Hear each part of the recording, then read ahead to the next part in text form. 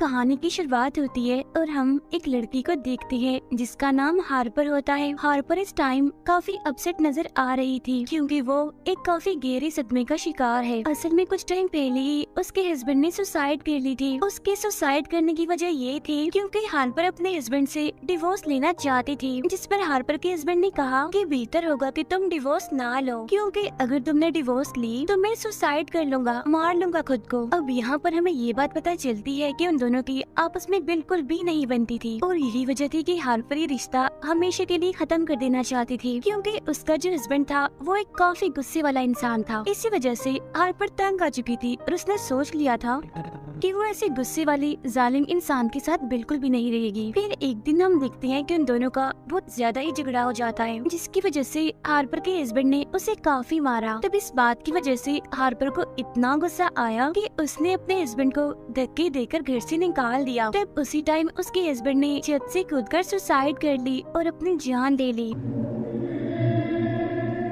यहाँ हार्पर अपने हस्बैंड की मौत का जिम्मेदार खुद को ही समझती है और इसी वजह से वो इन सारी चीजों से बाहर नहीं निकल पा रही। हालांकि वो सब कुछ भुलाकर मूव ऑन करना चाहती है, लेकिन वो ऐसा नहीं कर पा रही थी। तो अब इस सब को भुलाने के लिए उसने घर किराए पर ले लिया, जो कि एक गांव में था। लेकिन ये गांव कंट्री साइड पर ही बना हुआ है और ये गांव बहुत ही खूबसूरत होता है। जैसे ही हार्पर घर में एंटर होती है तो वो उस घर के गार्डन में एक काफी बड़ा एप्पल का ट्री देखती है। उसने फौरन वहाँ से एक एप्पल तोड़ा और उसे खाने लगी। इसके बाद घर के अंदर जाकर उसकी मुलाकात हुई जेफरी से, जो कि असल में इस घर का ऑनर होता है। यहाँ उन दोनों के बीच कुछ नॉर्मल बातें भी होती है, लेकिन नॉर्मल बातों से हटकर जेफरी यहाँ पर काफी अजीब बातें भी कर रहा था, लेकिन उन बातों को हार्पर समझ नहीं पा रही थी। खैर कुछ देर के बाद जेफरी वहाँ से चला जाता है। थोड़ी देर के बाद हार्पर अपनी बेस्ट फ्रेंड को वीडियो कॉल करती है। वो उसे अपने इस नए घर के बारे में बताती है और उसे ये घर भी दिखाती है। इसके बाद जब हार्पर फोन बंद करती है तो वो काफी देर तक अपने हस्बैंड के बारे में ही सोचती रहती है। फिर फौरन बाद ही वो अपने घर से बाहर आ जाती है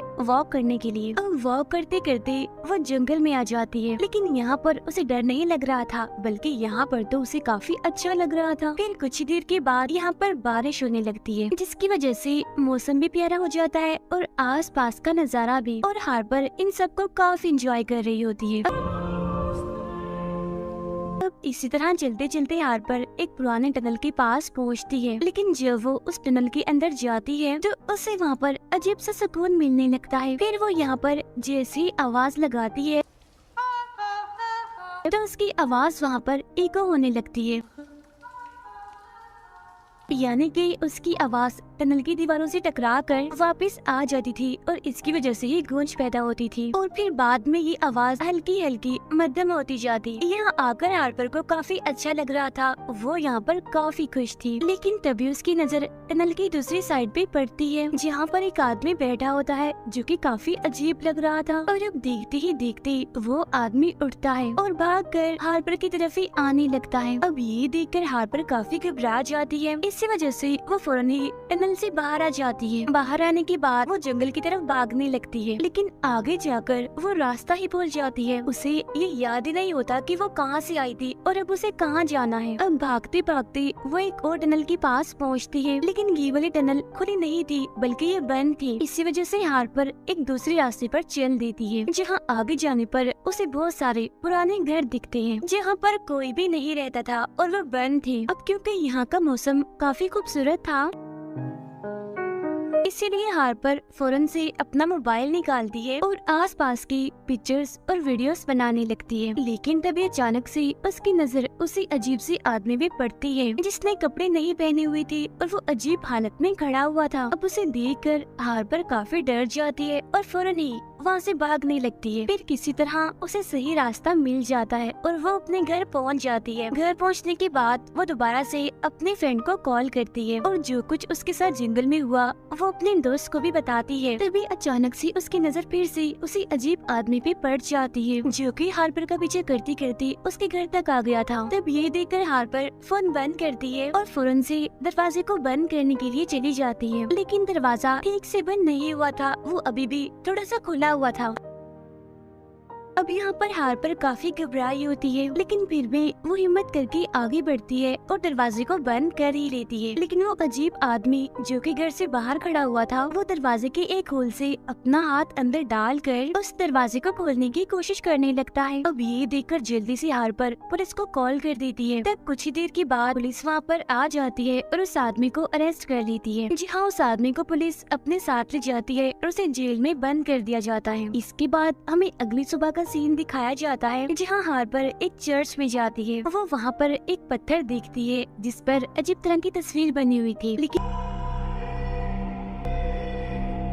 उसमें से अजीब तरह की आवाजें भी आ रही होती हैं। अब यहाँ इस चर्च में बैठकर हार्पर काफी रोती है। फिर कुछ टाइम के बाद वो चर्च से बाहर आकर घर जाने लगती है, लेकिन तभी अचानक से उसकी नजर एक स्ट्रेंजर पर पड़ती है जिसने की मास्क पहना हुआ था। यहाँ वो स्ट्रेंजर हार्पर से काफी अजीब तरह की बातें करने लगता है। वो उससे कहता है कि चलो आओ हम हाइड एंड सीक गेम खेलते हैं, लेकिन हार्पर उसे ऐसा करने से साफ इनकार कर देती है कि मैं तुम्हारे साथ कोई भी गेम नहीं खेलूंगी। तब इतनी ही देर में चर्च के एक फादर वहाँ पर आते हैं। वो वहाँ पर आते ही उस स्ट्रेंजर को वहाँ से भेज देते हैं। जी हाँ, बाद में हार्पर और वो फादर बैठकर आपस में बातें करने लगते हैं। यहाँ हार्पर अपनी और अपने हस्बैंड की सारी बातें फादर को बता देती है। तब उसकी बातें सुनकर फादर कहता है कि सब में तो तुम्हारी गलती है, आज तुम्हारी वजह से ही तुम्हारा हस्बैंड इस दुनिया में नहीं है, क्योंकि तुमने ही उसे ऐसा करने पर मजबूर किया।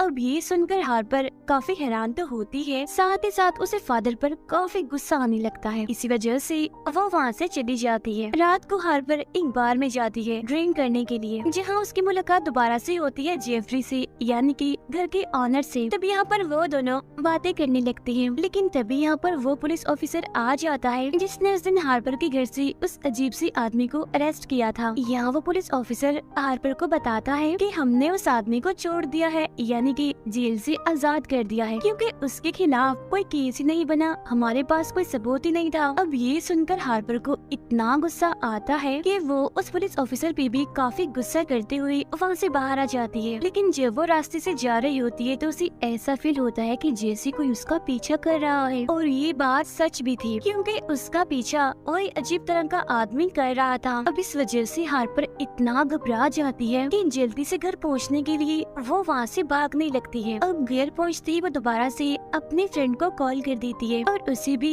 इस सब के बारे में बता देती है। तब ये सुनकर हार्पर की फ्रेंड उसे कहती है कि तैयार रहो, मैं तुम्हें लेने आ रही हूँ। अब हार्पर जैसे ही अपने फ्रेंड को घर का एड्रेस बताने लगती है तो तभी अचानक से फोन बंद हो जाता है। तब हार्पर दोबारा से अपने फ्रेंड को कॉल करती है और फिर से उसे एड्रेस बताने की कोशिश करती है, लेकिन इस बार भी फोन बंद हो जाता है।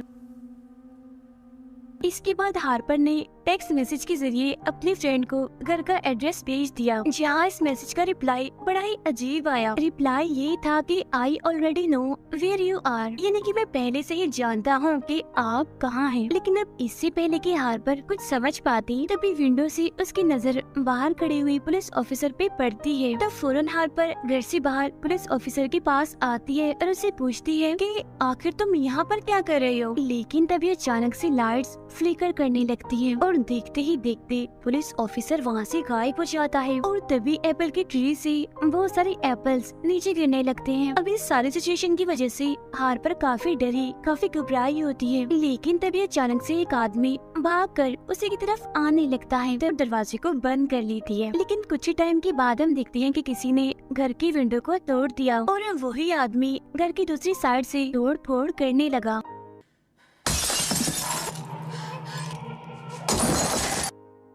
अब ये देखकर हार्पर भी नाइफ उठा लेती है उसका सामना करने के लिए। लेकिन तभी अचानक से घर के मेन डोर पर कोई नॉक करने लगा। तब इस वजह से हार्पर चिल्ला कर ये कहने लगी कि तुम जो कोई भी हो, अगर तुम अंदर आई तो मैं तुम्हें जान से मार डालूंगी। लेकिन तभी अचानक से दरवाजा खोलकर अंदर आता है जेफरी। तो इस वजह से हार्पर ने उस पर हमला नहीं किया और वो रुक गई। अब यहाँ जेफरी हार्पर से कहता है कि मैंने तुम्हारे चिल्लाने की आवाज सुनी, इसी वजह से तो मैं फौरन भागकर यहाँ पर आ गया। अब बताओ क्या हुआ है तुम्हें, क्या तुम ठीक हो? तब हार्पर उसे बताती है कि असल में कोई विंडो तोड़कर घर के अंदर घुसने की कोशिश कर रहा था। तब ये सुनकर जेफरी विंडो को जाकर चेक करता है, जो कि सच में टूटी हुई थी, लेकिन पास में ही एक काले रंग का बर्ड भी पड़ा हुआ था। अब ये देखकर जेफरी घर से बाहर आकर चेक करने लगता है कि यहाँ पर कोई है तो नहीं, लेकिन तभी अचानक से फिर से लाइट्स फ्लिकर करने लगती है और इस बार देखते ही देखते जेफरी गायब हो जाता है। और अब यहाँ पर हार्पर के सामने वही अजीब सा आदमी आ जाता है, जो कि स्टार्टिंग से ही उसके पीछे पड़ा हुआ है। अब उस आदमी ने फूल की कुछ पत्तियां फूंक मारकर हवा में हार्पर की तरफ कर दी और अब देखते ही देखते अचानक से हार्पर की हालत काफी अजीब होने लगी। उसे देखने से ऐसा लग रहा था कि जैसे उस पर किसी ने अपना कंट्रोल पा लिया हो। इसके बाद हार्पर घर के अंदर चली जाती है और दरवाजे को बंद कर देती है, लेकिन वो आदमी दोबारा से दरवाजे के होल से अपना हाथ अंदर डालकर दरवाजा खोलने की कोशिश करने लगता है। तब ये देखकर हार्पर उसके बाजू में वो वाला नाइफ घुसा देती है, जो कि हार्पर ने अपने पास ही रखा हुआ था। अब इस वजह से वो आदमी अपना हाथ बाहर निकालने की काफी कोशिश करता है, लेकिन उसका हाथ बाहर नहीं निकला और दो हिस्सों में कट गया। और अब यहाँ पर हार्पर को ये लगने लगता है कि शायद अब मेरी जान उस आदमी से छूट गई है। इसके बाद हार्पर फौरन से किचन में जाती है, जहाँ पर वो अपने सामने उस स्ट्रेंजर को पाती है, इन्हें जो कि उसे हाइड एंड सीक खेलने के लिए कह रहा था। यहाँ ये स्ट्रेंजर फिर से हार्पर से कहता है कि आओ मेरे साथ हाइड एंड सीक गेम खेलो। अब यहाँ पर नोटिस करने वाली बात ये है कि इस स्ट्रेंजर का हाथ भी बिल्कुल वैसे कटा हुआ था जैसे उस अजीब आदमी का कटा था दरवाजे में आकर। यहाँ पर हार्पर उस स्ट्रेंजर से कहती है कि तुम्हारे लिए बेहतर होगा कि तुम यहाँ से चले जाओ, वरना मैं तुम्हें जान से मार डालूंगी। तब इस पर वो स्ट्रेंजर कहता है कि नहीं हार्पर, तुम ऐसा नहीं कर सकती। ये कहकर वो हार्पर के पास आ गया, लेकिन अब क्योंकि यहाँ पर हार्पर के पास और कोई ऑप्शन तो नहीं होता, तो इसी वजह से वो स्ट्रेंजर के साथ हाइड एंड सीक गेम खेलने के लिए तैयार हो जाती है। हार्पर दरवाजे को बंद कर लेती है और 10 तक काउंटिंग करने लगती है। वो जैसे 10 बोलकर पलटती है तो तभी यहाँ पर उसके सामने आ जाता है चर्च का वही फादर, जिसे हार्पर पहले भी मिल चुकी है। और अब फादर हार्पर की तरफ बढ़ने लगता है। अब इस वजह से हार्पर काफी डर जाती है और दूसरे रूम में चली जाती है। अब फादर का हाथ भी बिल्कुल वैसे ही कटा हुआ था जैसे उस अजीब आदमी और स्ट्रेंजर का कटा हुआ था। यहाँ फादर हार्पर के साथ मिसबिहेव करने लगता है, लेकिन हार्पर ने नाइफ से उसके सीने पर मारकर उसे नीचे गिरा दिया। फिर हार्पर बाहर आकर गाड़ी में बैठ जाती है और वो जल्दी से वहाँ से जाने लगती है। वो तेजी से गाड़ी चलाते हुए आगे की तरफ बढ़ रही होती है, लेकिन तभी अचानक से कोई उसकी गाड़ी के सामने आ जाता है और उसकी गाड़ी से वो टकरा जाता है। और ये आदमी कोई और नहीं बल्कि घर का ऑनर जेफरी था। जेफरी गाड़ी के पास आता है, हार्पर को गाड़ी से बाहर निकालता है और उसे घसीटने लगता है। फिर वो हार्पर को वहीं पर ही फेंक देता है और खुद गाड़ी स्टार्ट करके वहाँ से जाने लगता है। अब यहाँ पर हार्पर उठती है और पैदल ही आगे जाने लगती है, लेकिन तभी हार्पर दिखती है कि जेफरी तेजी से गाड़ी को चलाता हुआ उसी की तरफ आ रहा है। इसी वजह से हार्पर भी डरकर वहाँ से भागने लगी। फिर वो बड़ी मुश्किल से अपनी जान बचाकर घर पहुँच जाती है, लेकिन जेफरी गाड़ी को कंट्रोल नहीं कर पाया, जिसकी वजह से गाड़ी दीवार से टकरा जाती है। हम हार्पर को देखते हैं जो कि जख्मी हालत में गार्डन में पड़ी होती है, लेकिन तभी उसके सामने वही अजीब सा आदमी आ जाता है। और यहाँ पर शॉकिंग बात ये होती है कि उसका बेबी होने वाला था और इस बार उसके फेस पर अजीब तरह के पौधे भी उगे हुए थे, यानी जैसे कोई फंगस हो। लेकिन तभी यहाँ पर देखते ही देखते उस आदमी के पेट से निकल कर आता है वो स्ट्रेंजर। अब क्योंकि ये चीज काफी अजीब थी तो ये देखकर तो हार्पर के होश उड़ जाते हैं। और इससे भी ज्यादा हैरान करने वाली बात तो ये होती है कि स्ट्रेंजर का भी बेबी होने वाला था। तो अब यहाँ पर इस स्ट्रेंजर के पेट से निकलकर आता है चर्च का वही फादर। ये देखकर हार्पर काफी घबरा जाती है और फौरन से ही घर के अंदर आ जाती है, लेकिन अब फादर भी हार्पर की तरफ बढ़ने लगता है। अब यहाँ पर फादर का भी बच्चा होने वाला था और फादर के पेट से निकलकर आता है जेफरी। अब यहाँ पर हार्पर कुछ भी समझ नहीं पा रही थी कि आखिर ये क्या हो रहा है यहाँ पर। हाँ तो बस हैरान थी, उसके होश उड़ चुके थे। अब यहाँ पर जेफरी ने भी बच्चा पैदा करना था और उसके पेट से बाहर आता है हार्पर का हस्बैंड। और अब ये बात तो होश उड़ाने वाली थी, काफी हैरान करने वाली थी। हार्पर का हस्बैंड उसके पास आता है और उसके साथ आके बैठ जाता है। यहाँ पर हार्पर उसे पूछती है कि आखिर तुम मुझसे क्या चाहते हो, जिस पर उसका हस्बैंड कहता है कि तुम्हें और बस तुम्हारा प्यार चाहता हूँ मैं। अब ये सीन तो यहाँ पर कट हो जाता है और अगले सीन में हम हार्पर को एक जगह पर बैठा हुआ देखते हैं, जहाँ अचानक से उसके सामने उसकी फ्रेंड आ जाती है, ये जिससे वो अक्सर बातें किया करती थी, और सरप्राइजिंगली उसका भी बेबी होने वाला था। अब यहाँ तक आप सब कंफ्यूज होंगे कि आखिर अभी तक मूवी में चल क्या रहा था। तो अब हमें यहाँ पर इस मूवी का प्लॉट बताया जाता है। असल में इस मूवी में हम एक डार्क रियलिटी को समझाने की कोशिश की गई है, और वो ये कि सारे मेल्स यानी कि सारे आदमी एक जैसे ही होते हैं। बेशक हालात बदलते हैं, टाइम बदलता है, लेकिन सारे आदमी एक जैसे ही रहते हैं, यानी कि गुस्से वाले,